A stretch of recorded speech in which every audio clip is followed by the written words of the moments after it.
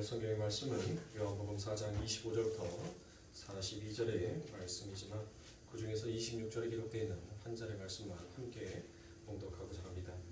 요한복음 4장 26절 다 찾으신 줄 알고 한 목소리로 함께 봉독하도록 하겠습니다.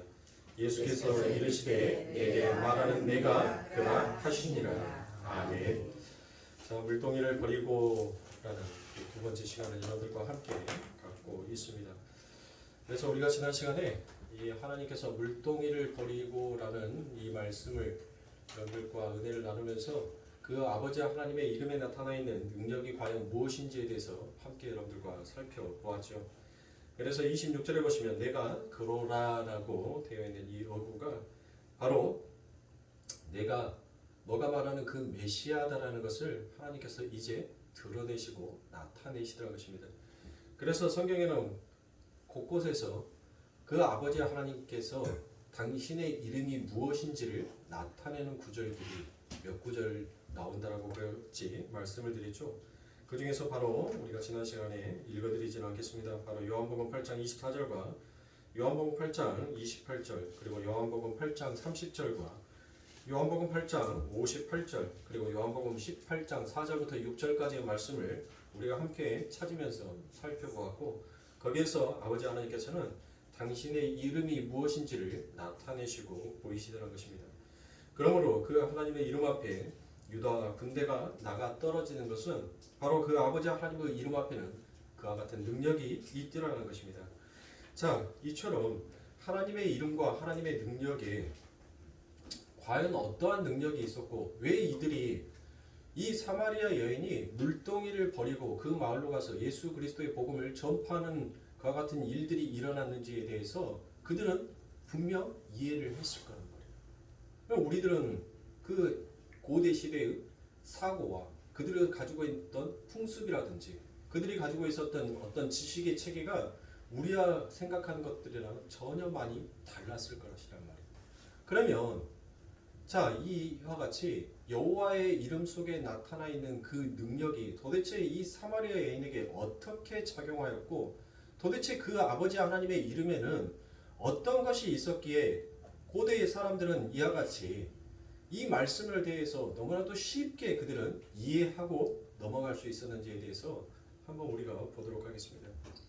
자, 고대 시대에 살고 있었던 사람들은 그 신의 이름 속에서는 그 신이 가지고 있는 성품과 속성이 들어있고 또한 그 신이 인간들에게 줄 수 있는 약속이 들어있다고 그들은 여겼습니다. 그리고 그뿐만이 아니라 그 신의 이름 안에는 그 약속을 이해해 나아갈 수 있는 파워와 권능이 실제로 들어있을 것이다라고 그것들은 여기고 믿어왔습니다. 그들은 그러한 이유에서 신들이 자신들의 이름을 잘 안 가르쳐준다라고 그렇게 믿었습니다. 그래서 성경 기자들은 병자가 낫고 표적과 기사가 일어날 때 그것들이 주님에 의해서 주님의 능력으로 이렇게 이야기하지 아니하고 주님의 이름에 의해 그와 같은 모든 일들이 일어났다라는 그와 같은 기록들을 합니다. 무엇으로요? 주님의 이름으로. 주님에 의해서가 아니에요. 주님의 능력으로가 아니에요.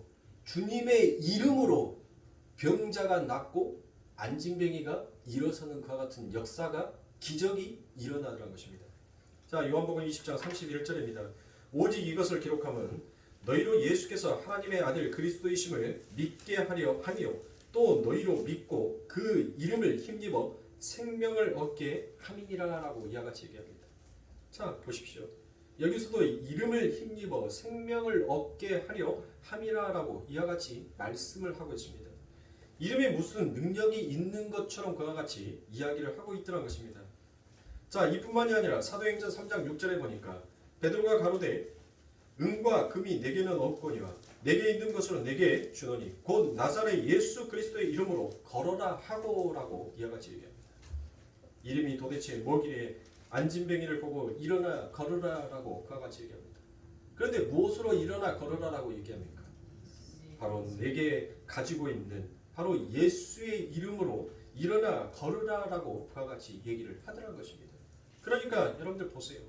주님에 의해서, 주님의 능력에 의해서 이 안진뱅이가 일어나 걸은 것이 아니라 그의 제자들이 예수의 이름을 선포하니까 그 예수의 이름 안에 그 모든 하나님의 성품과 그 하나님의 능력과 그리고 당신의 백성들에게 하나님께서 그 약속을 이행할 능력이 그 파워가 그 안에 같이 담겨져 있더란 것입니다. 자, 사도행전 3장 16절입니다. 그 이름을 믿음으로 그 이름이 너희가 보고 아는 이 사람을 성하게 하였나니라고 이와 같이 얘기합니다.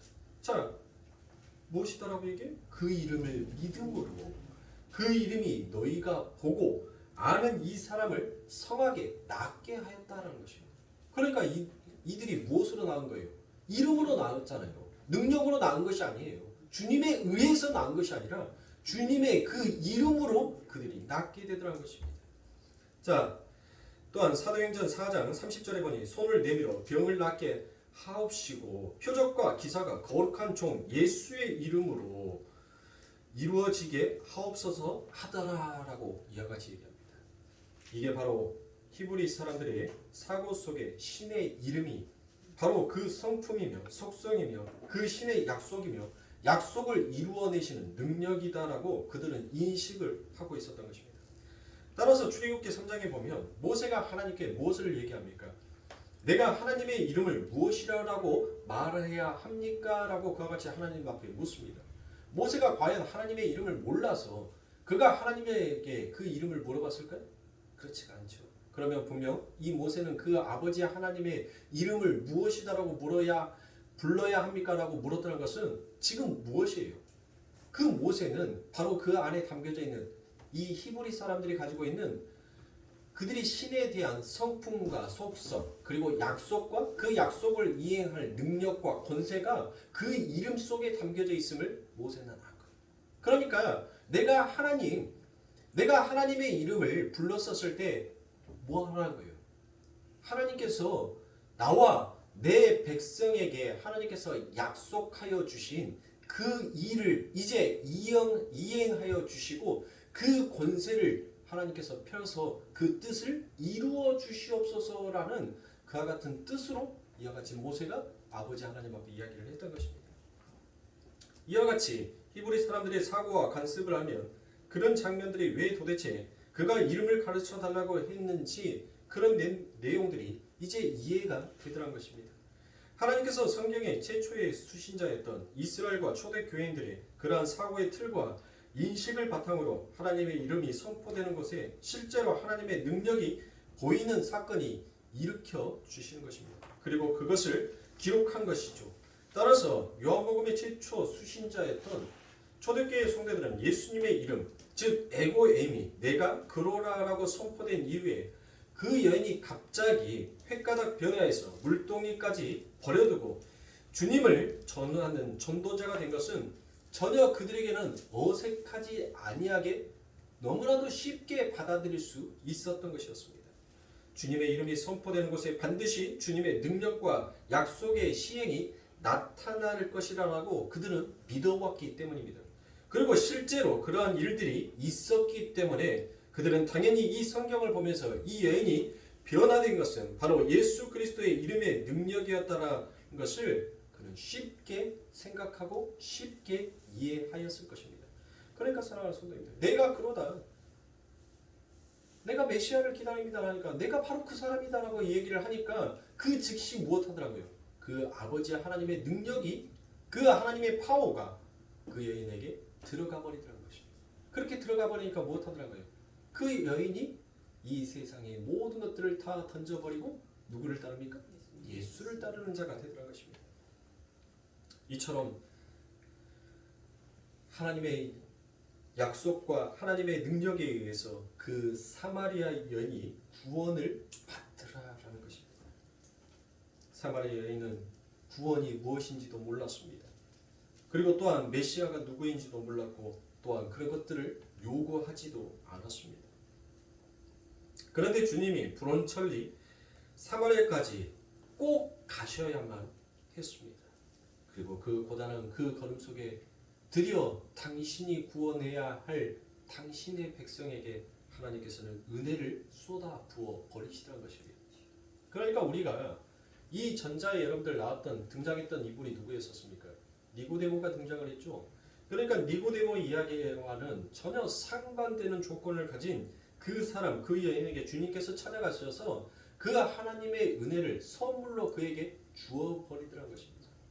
바로 이것이 저와 여러분들이 구원을 받았다는 명백한 증거인 거예요. 우리는 주님을 알지도 못했습니다. 또한 우리가 구원을 달라고 하나님 앞에 요구한 적도 없습니다. 우리가 진짜로 구해야 할 것이 무엇인지를 우리는 몰랐기 때문입니다. 그런데 불언찰리 그 아버지 하나님께서 우리들에게 급하게 찾아오신 거예요. 그리고 숨 돌릴 틈 없이 우리들에게 그 아버지 하나님의 하늘의 복음, 기쁨의 소식, 정말 영생이 넘치고 삶 가운데 소망을 가질 수 있는 그 하늘의 양식을 우리들에게 주신 것입니다.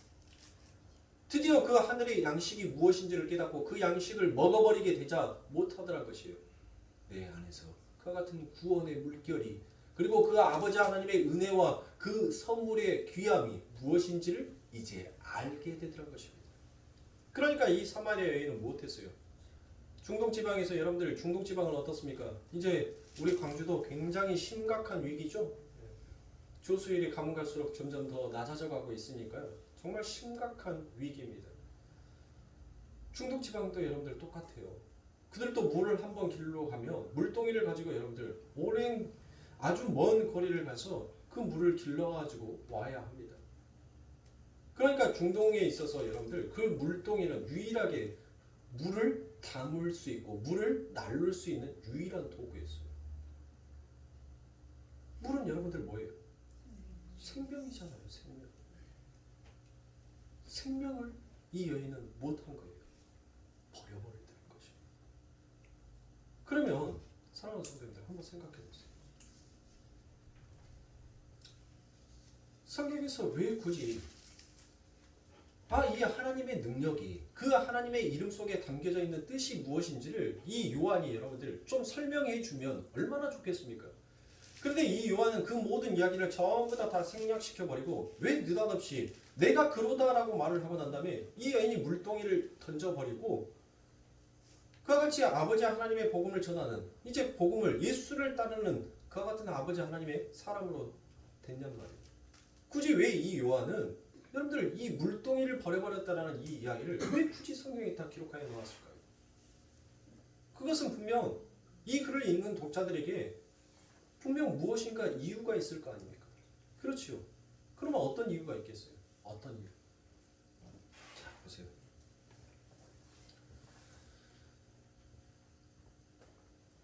이 여인은 예수 그리스도를 만나기 전까지는 여러분들 그 물동이 유일하게 자기의 생명이다라고 얘기해왔던 그것을 여러분들 지고 그것이 가치 있다라고 여기면서 그의 인생을 자기 중심으로 걸어왔어요.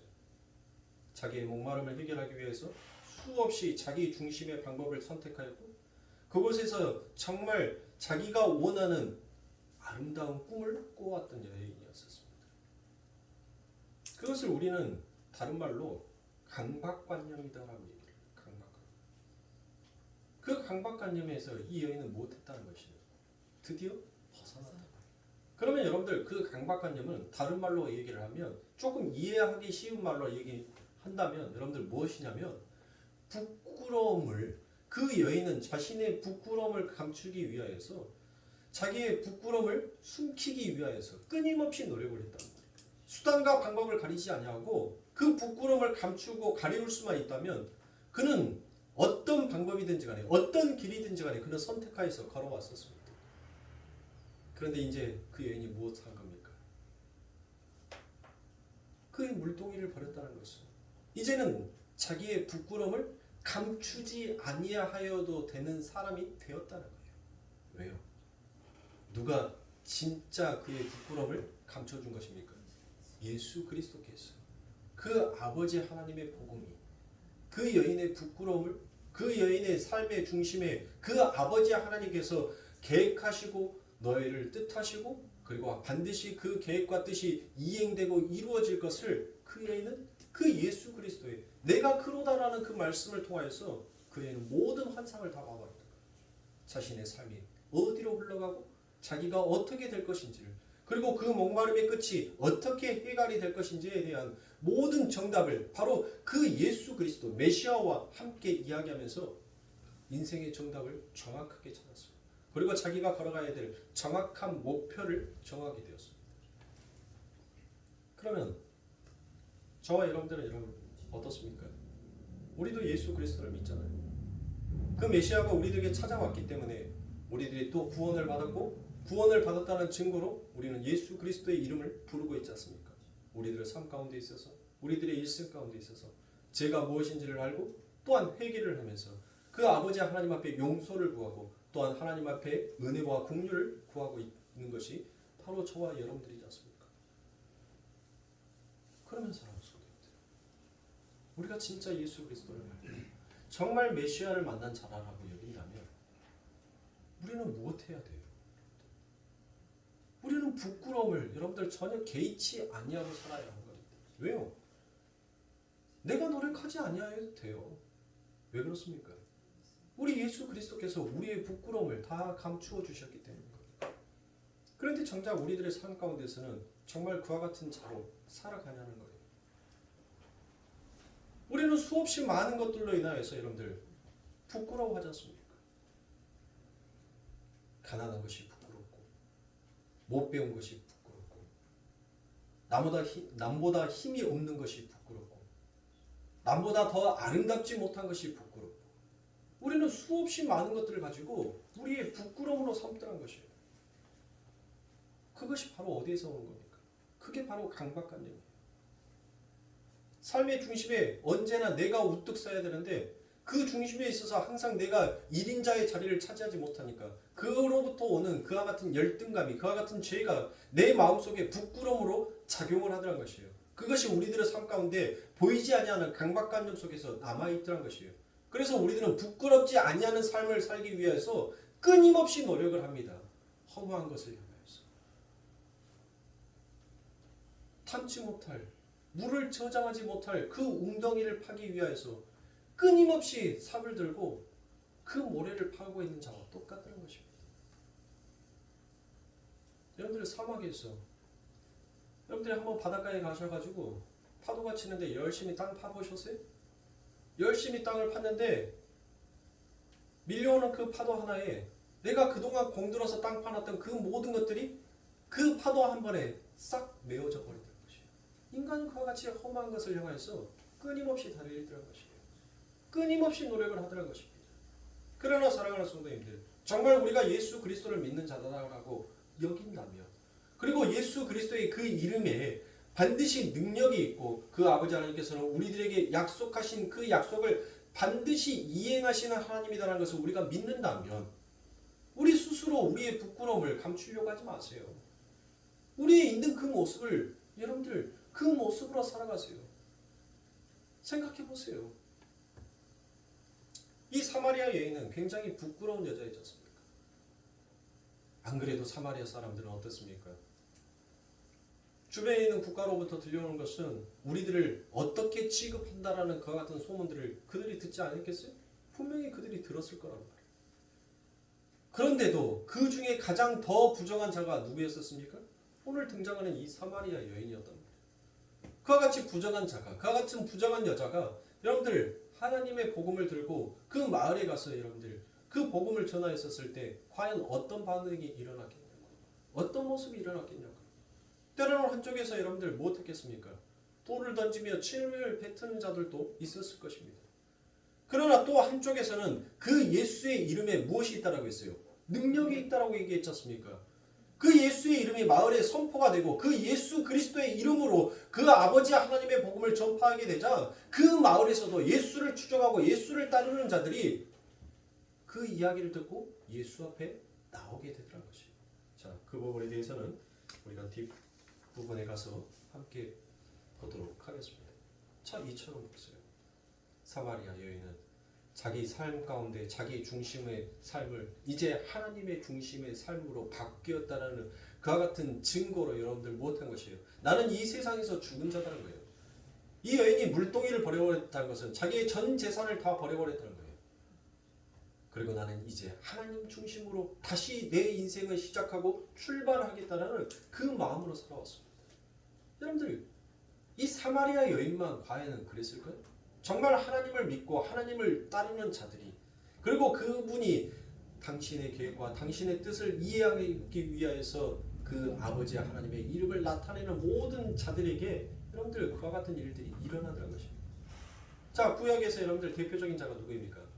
엘리사를 들 수 있죠. 엘리사는 무엇을 했었습니까? 그 아버지 하나님께서 그 엘리사에게 하나님의 영이 나타나서 그 엘리사를 부릅니다. 그 즉시 엘리사가 무엇을 합니까? 소와 쟁기를 던져버리고 그 아버지 하나님의 준엄하신 그 말씀을 따라서 그 인생을 걷기 시작하더라는 것이죠. 엘리사뿐입니까? 예수 그리스도께서 그의 제자들을 부를 때 어떻게 했었습니까? 베드로는 그가 어부였었습니다. 어부에게 그물이란 생명과도 같은 것이에요. 그런데 그 베드로는 예수 그리스도의 그 말 한마디에 그의 생명처럼 여겼던 그 그물을 내던져 버리더라는 것입니다. 세리는 어떠했습니까? 세리에게 책상은 여러분들 자기의 돈줄과도 같은 거예요. 그런데 세리 또한 무엇을 했어요?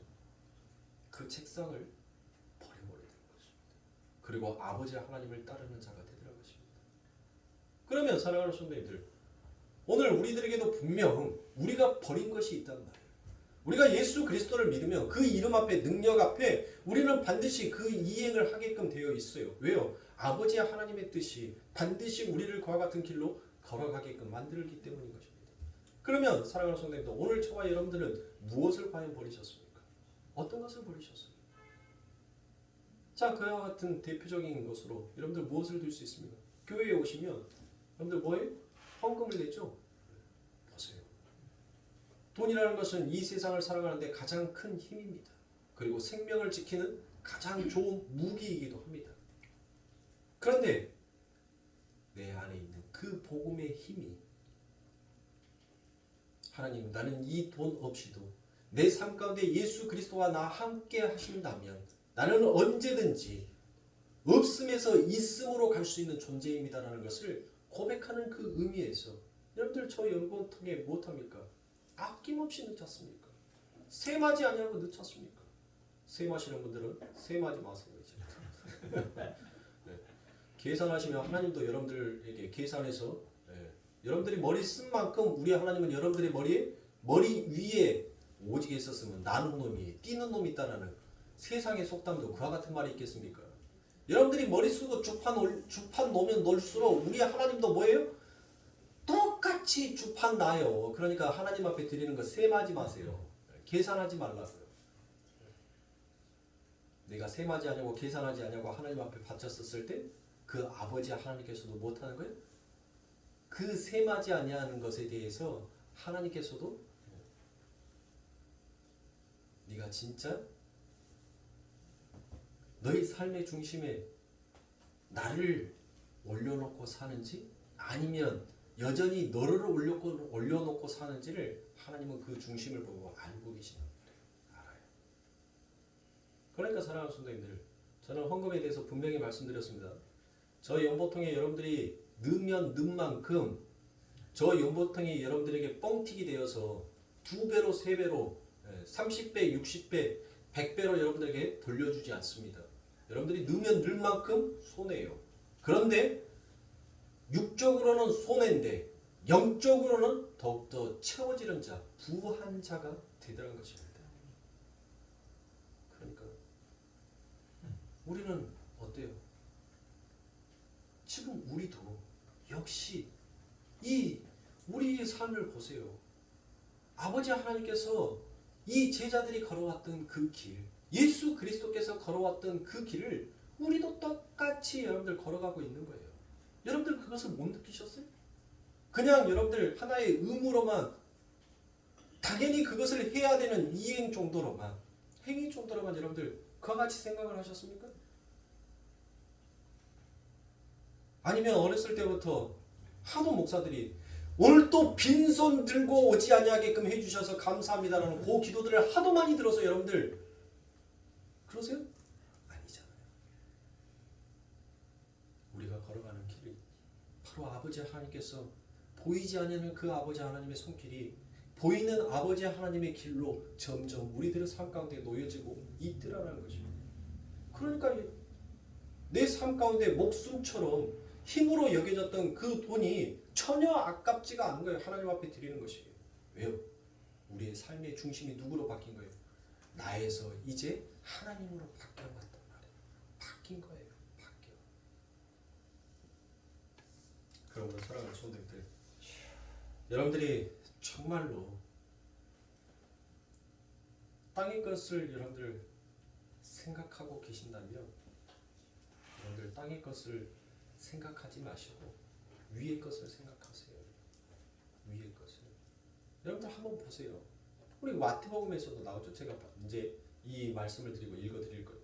마태복음에서도 나오잖아요. 여러분들이 밭을 사려고 보는데 땅을 팠는데 여러분들 거기에서 진귀한 보물이 있어요. 그러면 여러분들 무엇 하시겠어요? 여러분들이 가지고 있는 모든 재산을 전부 다 팔아서라도 그 밭대기를 여러분들 사지 않겠습니까? 그렇죠. 그게 바로 천국인 거예요. 천국이라는 그 밭에는 금은보화가 가득한 여러분들 그와 같은 보석이 숨겨져 있단 말이에요. 그럼 여러분들 이 땅에 있는 모든 것을 다 팔아서라도 여러분들 그것을 사고 그것을 구하지 않겠습니까?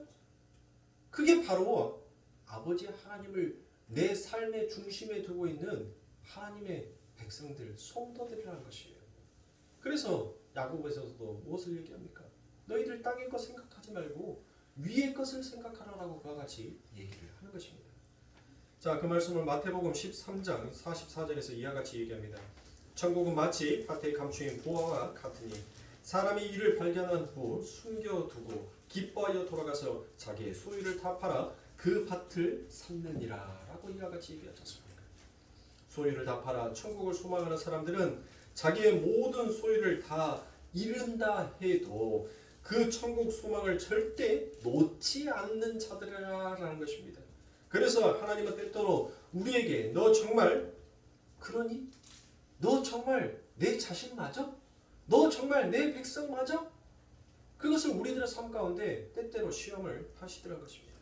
그래서 하나님께서는 때로는 우리들의 삶 가운데 건강도, 재산도, 가정의 행복까지도 때로는 거두어 버리시기까지도 합니다. 그럴 때 성도는 흔들리지 아니하는 굳건한 믿음을 보임으로 해서 자신이 하나님의 자녀임을 하나님과 세상 앞에 입증해 내야 하는 자인 것입니다. 자, 이처럼 아버지 하나님의 백성의 삶은 이와 같은 자의 삶을 사는 것이고 또한 이와 같은 자의 삶을 살 수 있도록 우리 아버지 하나님께서는 우리들의 삶 가운데 이 소망을 심어주신 거예요. 이 소망을 마치 밭에 숨겨놓은 보화를 우리가 발견한 것처럼 이 땅에서 여러분들 그 보화, 그 땅을 사기 위해서 그 밭을 사기 위하여서 살아가는 자처럼 우리들을 이와 같은 소망으로 살게 한 것입니다. 자, 이렇게 해서 아버지 하나님의 이름이 능력이 여러분들 일단락이 됩니다. 그런데 자, 요한복음 4장 30절에서부터 34절에 똑같은 이야기가 다시 한번 반복이 되어지는 것처럼 그와 같은 느낌이 듭니다. 자, 요한복음 4장 30절부터 34절입니다. 저희가 동네에서 나와 예수께로 오더라. 그 사이에 제자들이 청하여 가로되 랍비여 잡수소서 가라사대 내게는 너희가 알지 못하는 먹을 양식이 있느니라. 제자들이 서로 말하되 누가 잡수실 것을 갖다 드렸는가 한데 예수께서 이르시되 나의 양식은 나를 보내신 이의 뜻을 행하며 그의 일을 온전히 이루는 이것이니라 라고 이와 같이 얘기합니다. 자, 여러분들 어떠세요? 사마리아 여인의 전도를 받은 마을 사람들이 주님께 몰려오고 있었습니다. 그 와중에 또한 누구도 왔습니까? 그 양식을 구하려고 하는 예수님의 제자들 또한 함께 도착을 했습니다. 그리고 제자들이 주님께 음식을 드리면서 선생님 이제 드십시오라고 그와 같이 권했습니다. 그런데 주님께서는 무엇을 얘기합니까? 사마리아 여인에게 했던 똑같은 뉘앙스로 말씀을 하십니다. 제자들이 육신의 굶주림을 해결해 줄 음식을 갖다 드리고 드시옵소서 했더니 주님은 그러한 세상의 음식이 아닌 나에게는 다른 음식이 있다라고 그와 같이 얘기합니다. 마치 이 땅의 생수를 찾던 여인에게 영원한 생수를 말씀하시듯이 이 땅의 음식으로 배를 채우려고 하는 제자들에게 하늘의 양식에 대한 말씀을 이어서 하시더란 것입니다. 주님은 당신의 양식은 당신을 보내신 하나님의 뜻을 행하는 것이고 그분의 일을 온전히 이루는 것이다라고 이렇게 명확하게 이야기합니다. 그러면 사랑하는 성도님들, 그리스도인의 양식에 관한 정의를 해 주세요라고 해 주십니다. 그러면 주님께서 행하신 하나님의 뜻이 과연 무엇입니까? 도대체 하나님의 뜻이 무엇이기에 이 예수 그리스도께서는 그게 자기의 양식이다라고 이야기하는 것입니까? 바로 요한복음 6장 38절부터 40절에 보니 내가 하늘로서 내려온 것은 내 뜻을 행하려 함이 아니오 나를 보내신 이의 뜻을 행하려 함이니라. 나를 보내신 이의 뜻은 내게 주신 자 중에 내가 하나도 잃어버리지 아니하고 마지막 날에 다시 살리는 이것이니라. 내 아버지의 뜻은 아들을 보고 믿는 자마다 영생을 얻은 이것이니 마지막 날에 내가 이를 다시 살리리라 하시니라 라고 이와 같이 얘기합니다. 우리 주님의 양식은 바로 하나님 아버지께서 살려내라라고 하신 그분의 백성을 살려내는 일, 그 일을 완수하는 것이다 라고 그와 같이 얘기합니다. 그 일은 어떻게 완전히 이루어졌었습니까? 바로 다 이루어졌다, 온전하게 이루어졌다라고 이야기를 하죠. 그것이 어디에서 이루어졌습니까? 다 이루어졌다. 그래요. 십자가다, 십자가. 그러니까 주님이 이루셔야 할 하나님의 뜻은 바로 무엇이었다는 것이에요? 바로 십자가였다는 것이에요. 십자가. 그런데 그게 어떻게 여러분들 양식이 될 수 있습니까? 한번 생각해 보시고 십자가를 지는 것이 어떻게 양식이 될 수 있냐고요. 양식은 우리에게 힘을 주는 역할을 하는 것인데 그게 어떻게 양식이 될 수 있습니까? 십자가를 지고 죽는 것이 정말 주님께 힘이 되는 양식이었을까요? 맞습니다. 그것은 진짜 하나님께서 우리 예수님께서 그 하늘로부터 오는 참된 양식 먹은 자와 똑같은 것입니다. 그러면 여러분들 무엇을 통해서 이 이야기를 또 알 수 있습니까? 지금 사순절 기간이죠. 예수님 그리스도께서 여러분들 그 광야에서 3번의 시험을 받습니다. 근데 그 3번의 시험 속에서 어떤 시험을 받습니까? 뱀이 무엇을 얘기를 해요? 그렇죠. 먹을 것을 이야기하잖아요. 이 돌을 떡으로 만들어서 너한테는, 그러니까 이 마귀는 무엇을 알았던 거예요? 그 예수를 보고 네가 하나님이구나라는 것을 알았던 것입니다. 왜요? 너에게는 그와 같은 능력이 있다라는 것을, 너에게는 그와 같은 파워가 있다라는 것을 이 마귀는 알았단 말이에요. 그래서 그 마귀가 예수님에게 무엇을 얘기합니까? 이 돌덩어리를 가져다가 떡으로 만들어서 먹으면 너의 지금 배고픔을 해결할 수 있을 거 아니냐라고 이야기합니다. 그때 예수님께서 무엇을 얘기합니까? 사람이 떡으로만 사는 것이 아니라 하나님의 입에서 나오는 그와 같은 말씀으로 사는 것이다라는 것을 알았던 것입니다. 즉 예수님께서는 십자가를 지는 것이 곧 하나님이 주는 양식, 곧 말씀이었다라는 것을 예수님께서는 지금 이야기하는 것입니다. 그래서 그분이 시키는 일을 하는 것이 바로 선이고 옳은 일이다라고 그와 같이 확신을 가지면서 예수님께서는 그분의 명령, 그분의 말씀에 십자가를 지심으로 인하여서 도저히 이 세상이 알지 못하는 그 하나님의 양식을 우리 예수 그리스도께서는 드신 것입니다. 그래서 히브리서 12장 2절에서 무엇을 얘기합니까? 믿음의 주여 또 온전케 하시는 이 예인. 여기서 또 나오죠. 또 나와요. 자, 누구를 바라보라고 얘기합니까? 예수를 바라보자. 우리 교회의 연구 표이기도 하지 않습니까? 저는 그 앞에 있는 즐거움을 위하여 십자가를 참으사 부끄러움을 개의치 아니하시더니 하나님 보좌 우편에 앉으셨느니라 라고 이와 같이 얘기하셨습니다. 주님은 온전케 하시는 분이다. 그렇죠. 자, 여기에서 온전케 하신 분이다라는 것이 그게 바로 무슨 뜻이냐면 제가 위에서 말씀드렸던 다 이루었다, 온전하다, 그 뜻과 같은 말이에요. 같은 말. 그러니까 헬라어로는 텔레이오 테스라라고 합니다. 텔레이오 테스. 다 이루었다. 우리 예수님께서 십자가에서 돌아가셨을 때 한국말로 다 이루었다라고 이렇게 얘기했겠어요? 아니죠. 그 나라 그 언어로 이야기를 했을 거 아닙니까? 그게 바로 텔레오테스입니다. 근데 그 뜻이 바로 무엇이다? 바로 주님은 온전케 하시는 분이다. 또 온전케 하시는 이인, 바로 히브리서 12장 2절에 나오죠. 그게 바로 누구더란 거예요? 그게 바로 주님이더란 거예요. 완전하게 하는 것, 모든 것을 다 이루는 것, 그게 바로 주님이었다는 거, 예수였다는 것을 이야기합니다. 그분은 하나님의 말씀을 온전히 이루기 위해서 부끄러움을 개의치 않으시고 십자가를 지셨다는 것이에요. 그게 바로 예수님에게는 양식이었습니다. 그게 바로 예수님에게는 힘이 되었던 것이에요. 이 세상을 살아가는데 힘이 되는 역할을 해주었다는 것입니다. 그러면 살아갈 수 있는 거예요. 성도에게 양식은 무엇이 양식입니까? 성도에게 양식은 하나님의 말씀이 성도에게도 양식이에요. 우리 예수님께서 예수님이 드시는 왕이 먹는 음식과 신하가 먹는 음식이 다른 음식이 아니에요. 그리고 여러분들 설사 신하가 먹는 음식이 다른다 하더라도 우리는 뭐예요? 왕 같은 제사장이잖아요. 그러니까 지금 뭐예요?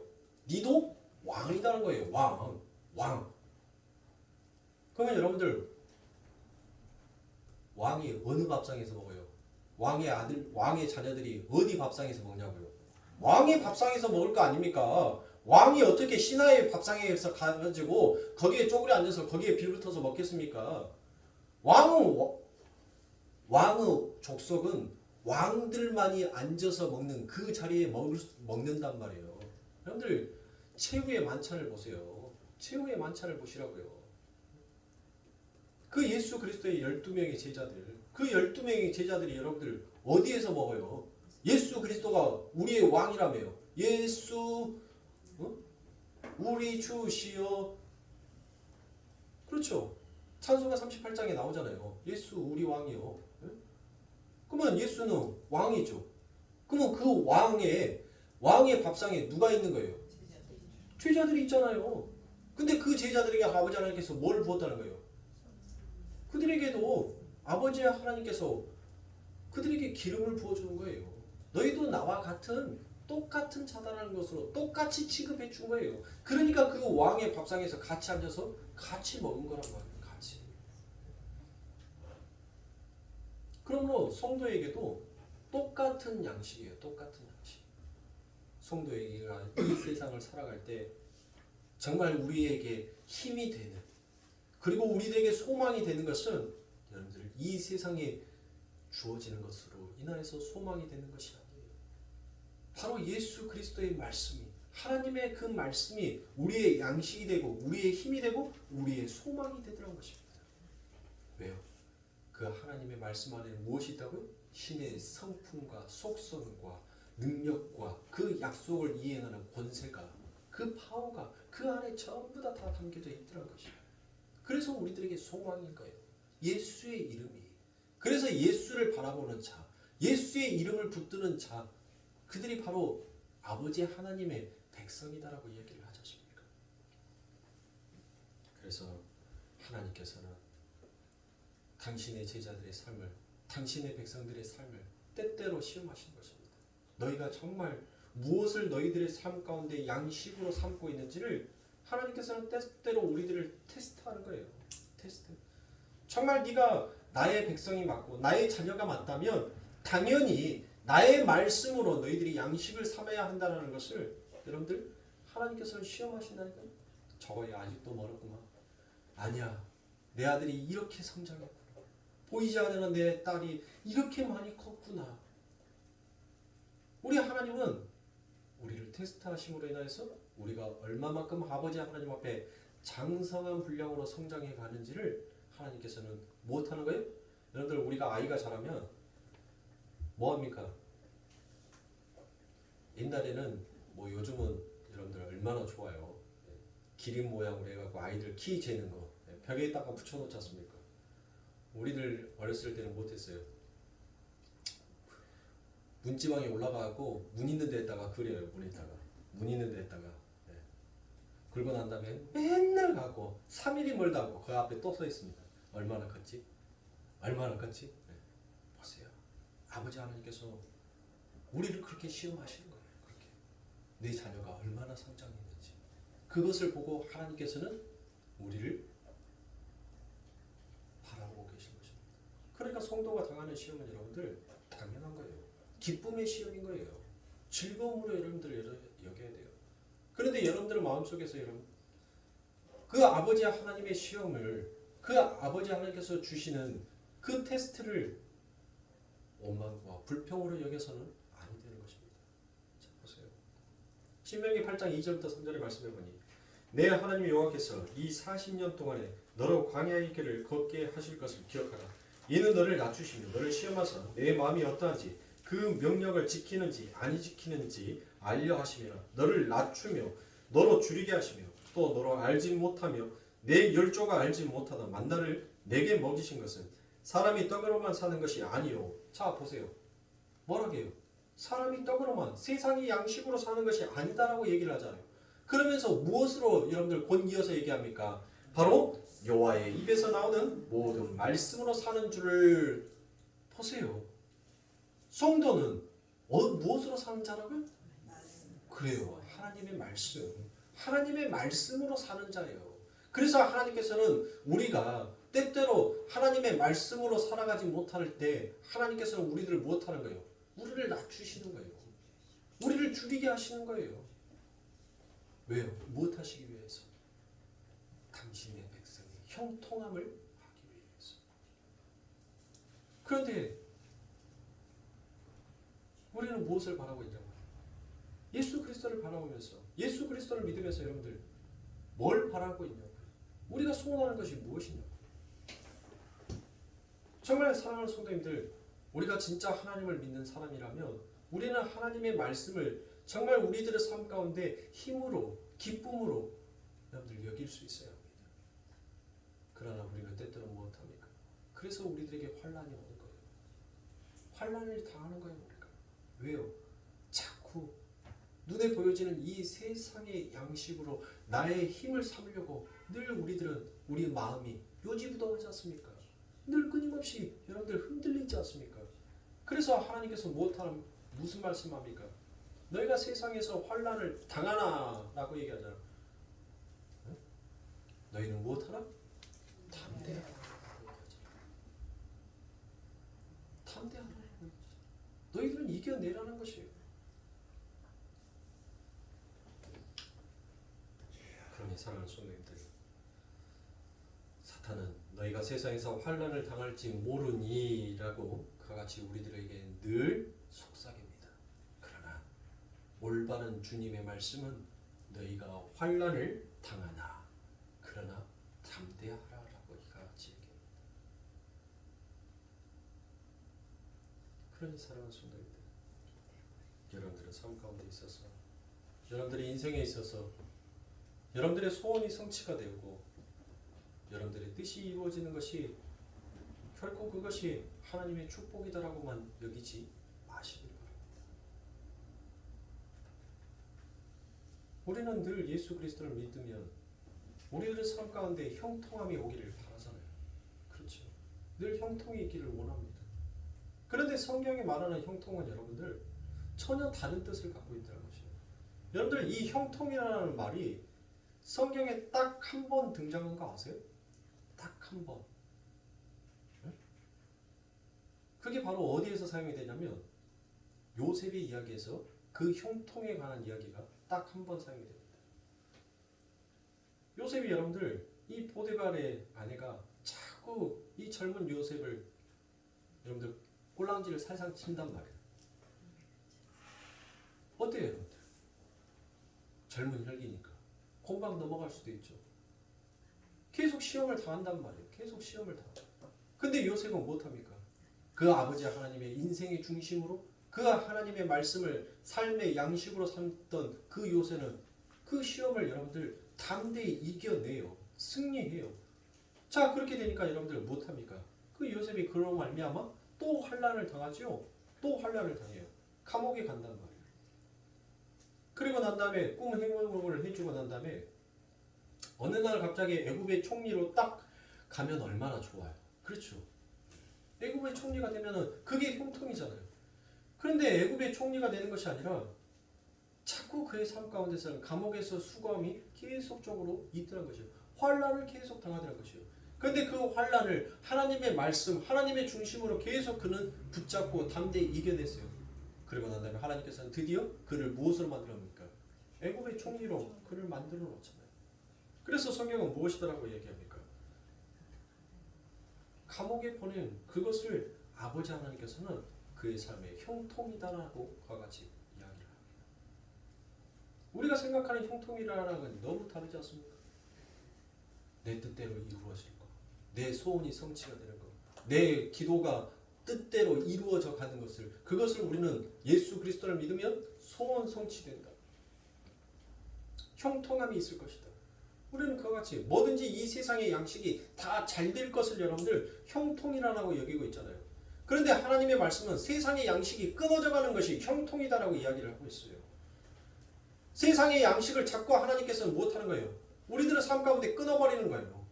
자꾸 잘라내는 거예요. 그 길을 가시로 담으로 하나님께서 막아버리는 것입니다. 더 이상 세상으로부터 여러분들의 삶 가운데 양식이 흘러나오지 못하도록 자꾸 여러분들을 막아세우는 거예요. 그게 형통인 거예요. 그러고 난 다음에 하나님의 진짜 하늘의 만나의 양식이 여러분들의 삶 가운데 주어지는 거예요. 그것을 성경은 형통이다라고 이야기를 합니다. 그러므로 사랑하는 성도님들, 우리가 예수 그리스도를 믿고 정말 오늘날 이 기독교가 정말 하나님의 말씀대로 바로 서서 간다면 정말 하나님 중심, 말씀 중심으로 우리는 다시 돌아서야 돼요. 성도들의 눈치를 보면서 성도들이 듣기 좋아하는 소리를 하는 자가 과연 여러분들 그게 진짜 참다운 아버지 하나님의 말씀이다라고 여러분들 우리가 말할 수 있냐고요. 우리가 내일 새벽에 에레미야의 목숨을 건 설교에 대해서 여러분들과 함께 설교를 나눌 겁니다. 에레미야는 목숨을 걸고 자기의 목숨을 걸고 설교를 했어요. 그러므로 오늘날 정말 아버지 하나님께서 당신의 성도들에게 어떤 이야기를 해주기를 원합니까? 그들의 귀에 듣고 싶지 않냐고.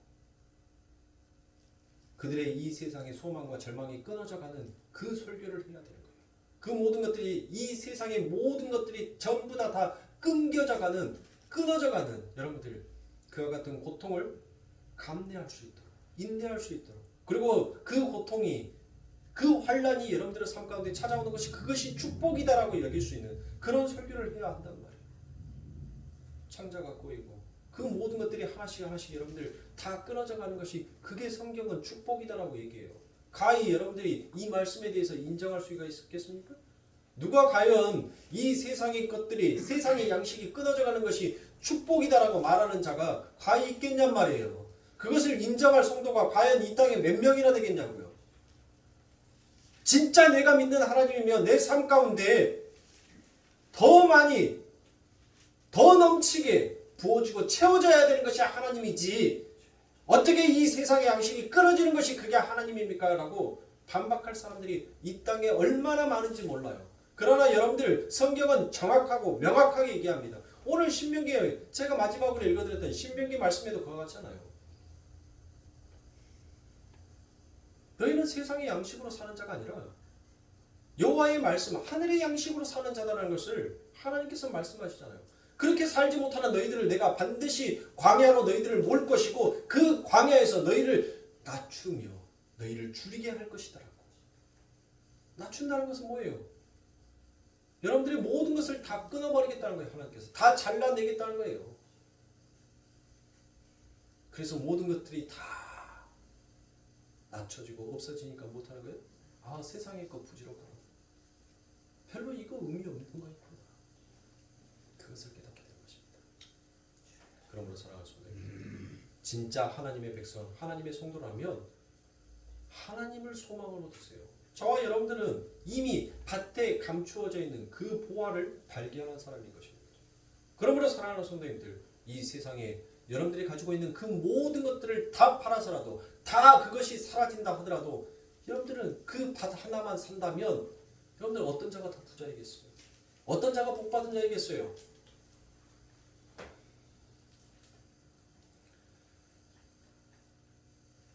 정말 그와 같은 복을 누리시라고 여자들이 가장 좋아하는 것이 뭐예요? 보석 중에서 다이아몬드죠. 그렇죠. 다이아몬드. 근데 그 다이아몬드, 여러분들 흔해 빠져 있는 그 투명 다이아보다도 정말 진귀한 다이아몬드가 있어요. 전 세계에 딱 30개밖에 없는 다이아몬드. 1캐럿에 11억이나 호가하는, 바로 그게 레드 다이아몬드입니다. 전 세계 지금까지 딱 30개만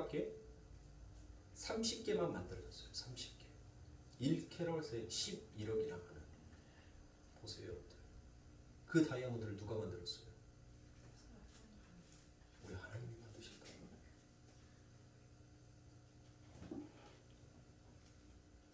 그 다이아몬드를 여러분들이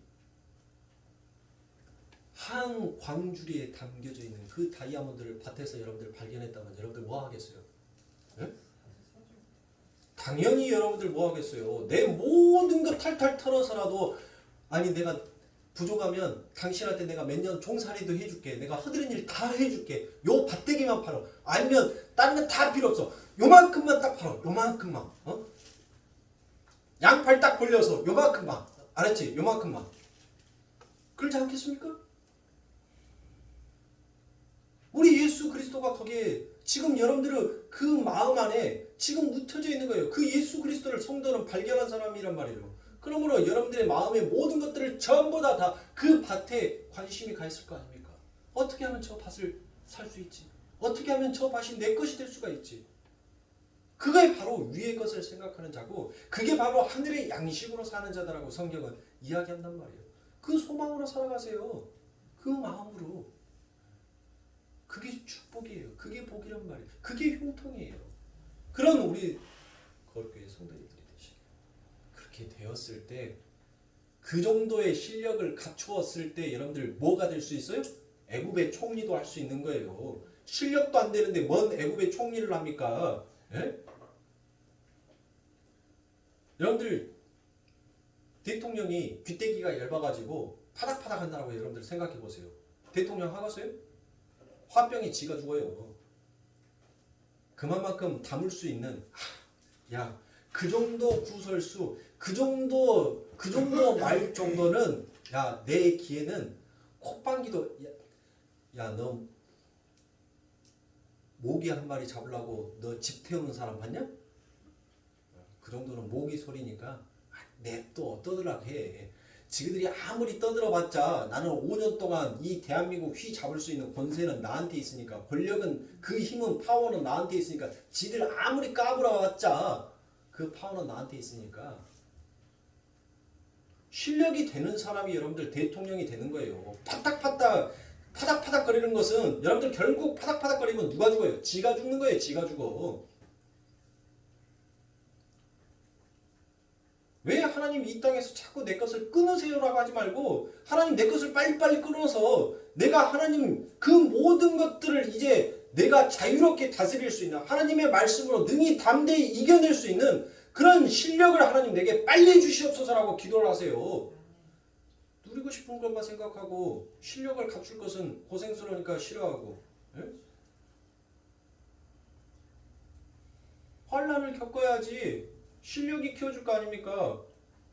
초등학교, 중학교, 고등학교, 대학교를 나와야지 어느 회사에 취직을 하든지 간에 그 업무에 대해서 자기의 맡은 바 책임을 다할 수 있을 거 아닙니까? 그거 싫으니까 여러분들 초등학교에서 대학교로 훅 가요?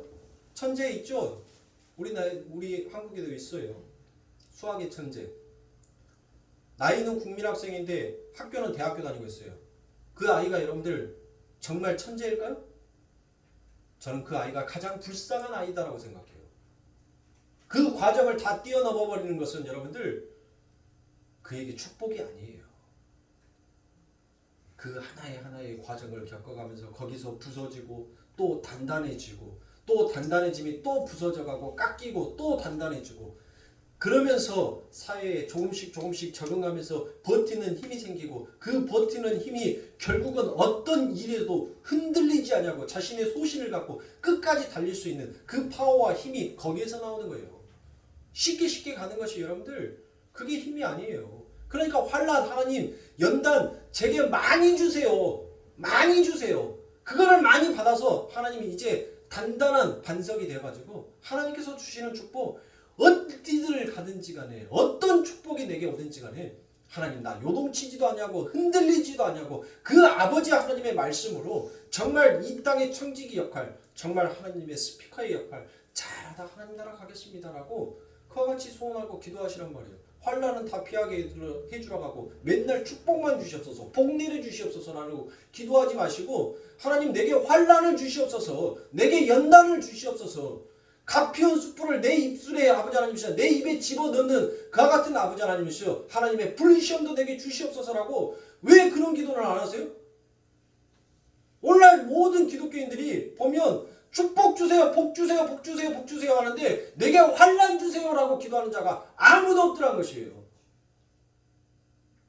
우리가 로마서 지금 여러분들 로마서 책이 제 걸 로마서 책은 막 꽈져요 꽈져 하도 로마서 이쪽만 펴놓고 이쪽만 이렇게 그해놔서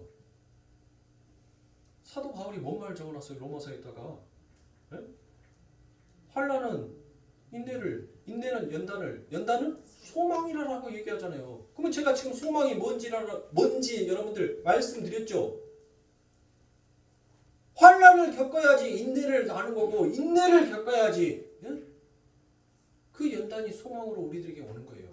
그러니 사랑하는 성도님들 기도를 바꾸세요. 기도를 바꾸면 내 삶 가운데 축복도 바뀌게 되는 거예요. 그럼 우리 거룩교회 진짜 아버지 하나님의 그 핏값으로 산 진짜 구원의 선물을 받은 그 구원의 은혜가 무엇인지 아는 정말 하나님의 성도로 조금씩 더 성장해 나아가는 우리 성도님들이 되시고 주님의 이름으로 기도하겠습니다.